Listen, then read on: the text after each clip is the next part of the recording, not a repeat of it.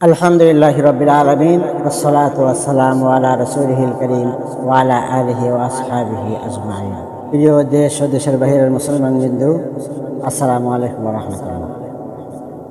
যেহেতু সামনেই আমাদের পবিত্র ঈদুল ফিতরের দিন আসছে, অতএব ঈদুল ফিতরের দিনে আমাদের কিছু সুন্নত করণীয় আছে।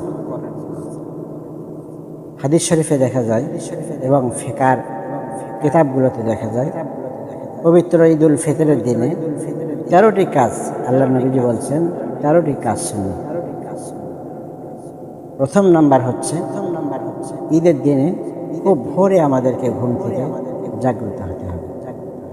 বলা বাহুল্য যা আমাদের বাংলাদেশে এবং বিশ্বে অসংখ্য মুসলমান রয়েছে, ঈদের নামাজ ওয়াজিব নামাজ, ঈদের নামাজ ঠিকই পড়তে যায়, কিন্তু খুব ভোরে উঠে ফজরের নামাজটা আদায় করে না, ফজরের নামাজটা আদায় করে না। অথচ আল্লাহ পাক ফজরের নামাজটা আগে ফরজ করেছেন, তারপরে ঈদের নামাজ। যারা ফজরের নামাজ পড়ে না তারাও দেখবেন খুব সুন্দর পোশাকে সুসজ্জিত হয়ে তারা ঈদের নামাজের আগে গিয়ে প্রথম কাতারে তারা বসে যায়।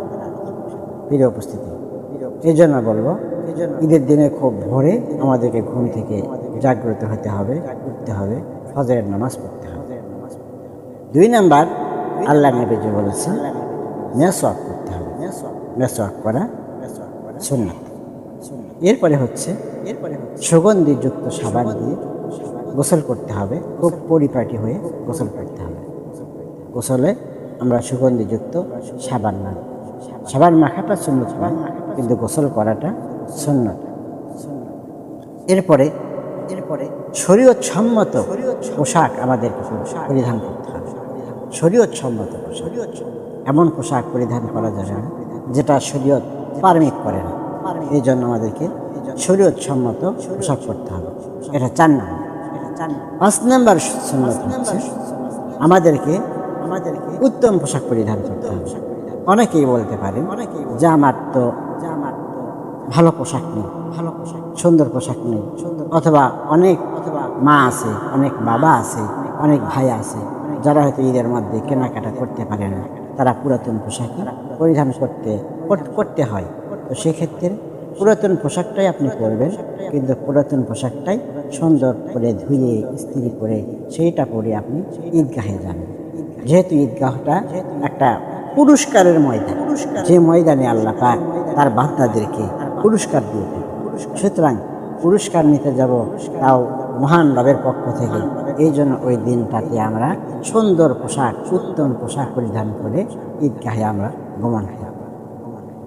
এরপরে সুন্দর পোশাক আমরা পরিধান করলাম। এরপরে আমাদের যার যতটুকু সম্ভব, যতটুকু সামর্থ্য আছে, তার মধ্যেই আমাদেরকে সুগন্ধি ব্যবহার করতে হবে। সুগন্ধি ব্যবহার করার জন্য আল্লাহ নবীজি সবসময় সুগন্ধি ব্যবহার করছেন, আতর ব্যবহার করতেন। এই জন্য আমরা সুগন্ধি ব্যবহার করি। সুগন্ধি ব্যবহার করলাম। এরপরে আমরা খুব তাড়াতাড়ি ঈদগাহে গমন করি। আমরা অনেকেই আছি, কত ভাই যে আছে, আমি দেখেছি কত ভাই আছে ঈদের নামাজ শুরু হয়ে গেছে, অথচ দেখা যায় ঈদগাহের ওই মাঠের কাছে যাদের বাড়ি তারা দৌড়ে চলে আসতেছে, নামাজ শুরু হয়ে গেছে, তারা দৌড়ে জামাতে আসতেছে, অথচ ওদের বাড়ি ঈদগাহের মাঠের কাছে। ওরা 1 ঘন্টা আগের থেকে ঈদের আলোচনা শুনতেছে না, কিন্তু তারা দেখা যায় যে বাড়ির থেকে বের হতে পারে। এই জন্য আমাদেরকে যখন ঈদের নামাজের ঘোষণা হবে, যে কয়টায় ঘোষণা হবে আপনারা সবাই জানবেন কয়টার দিকে ঈদের নামাজের ঘোষণা, তার মিনিমাম 1 ঘন্টা আগে আপনারা ঈদগাহের মাঠে চলে আসবেন। এরপরে সাদকাতুল ফিতর, যেহেতু আমরা সারাটি মাস রোজা রাখি, এই রোজার মধ্যে আমাদের অনেক খলল হয়, অনেক ভুল ভ্রান্তি হয়। এই জন্য আমাদেরকে সাদকাতুল ফিতর আমরা যারা আদায় করব, আমাদেরকে সাদকাতুল ফিতর আদায় করতে হবে, এবং সেটা ঈদগাহে যাওয়ার পূর্বেই আমরা সাদকাতুল ফিতর আদায় করব।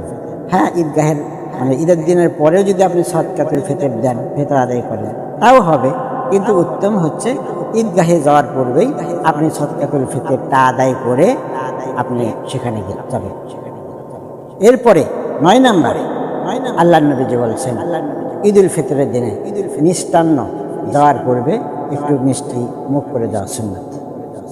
তবে ঈদুল আজহার দিনে মিষ্টি মুখ করে দেওয়া সুন্নত নয়, এটা ঈদুল ফিতরের দিনের সুন্নত। একটু মিষ্টি মুখ করে ঈদগাহের মাঠে যাবে। 11 নাম্বার, ঈদের নামাজটা আমাদেরকে পারতপক্ষে ঈদগাহেই করতে হয়। মানে ঈদের নামাজ বিনা ওজরে মসজিদে বা অন্য কোথাও পড়া জায়েজ নেই। আল্লাহ নবী বলছেন এই জন্য খোলা মাঠে ঈদগাহে ঈদের নামাজটা আদায় করতে হবে। এরপরে 11 নাম্বার সুন্নত হলো আমরা ঈদগাহে যাব পারতপক্ষে পায়ে হেঁটে। তার কারণ আল্লাহ রাব্বুল আলামিন প্রতিটা কদমে কদমে আপনার আমলনামায়, আপনার আমার আমলনামায় সব লিখে থাকে এবং রাস্তার দুপাশে লক্ষ লক্ষ আল্লাহ নির্ধারিত ফেরেশতারা তারা তাকবীর দিতে থাকেন। এই জন্য তাদের পাশ দিয়ে আমরা পায়ে হেঁটে ঈদগাহে গমন করব। হ্যাঁ, তবে যারা অনেক দূরে নামাজ পড়তে যায়, দেখা যায় 2 কিলো 3 কিলো 4 কিলো 5 কিলো অনেকে আছে অন্য জায়গার থেকে আসে, সেক্ষেত্রে ব্যবস্থাটা ভিন্ন। সেক্ষেত্রে আপনি যান ব্যবহার করতে পারেন। তবে যারা ঈদগাহের আশেপাশে থাকে, মাঠের আশেপাশে নিজ এলাকায়, তারা পায়ে হেঁটেই ঈদগাহে গমন করবে।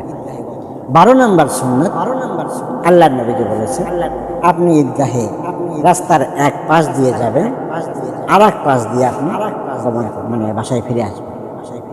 কারণ এক পাশ দিয়ে আপনি যাবেন, ওই পাশটাও আপনার জন্য কিয়ামতের ময়দানে সাক্ষী হয়ে যাবে। আর এক পাশ দিয়ে আপনি আসবেন, এইটাও আপনার জন্য কিয়ামতের ময়দানে সাক্ষী হয়ে যাবে।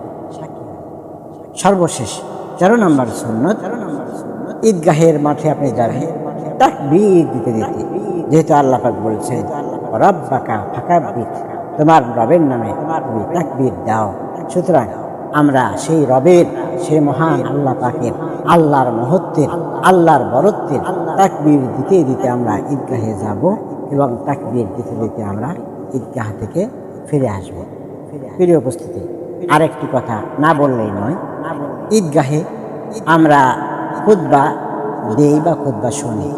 জুমার খুতবা দেওয়া ফরজ, কিন্তু ঈদের খুতবা দেওয়া সুন্নত। কিন্তু এই 2 খুতবাই শোনা যারা মুসল্লি যারা থাকবে ঈদগাহে বা মসজিদে, এই মুসল্লিদের জন্য খুতবা শোনা আওয়াজে শুনতে হবে। শোনা কিন্তু সুন্নত। ঈদের খুতবা, জুমার খুতবা শোনা ফরজ।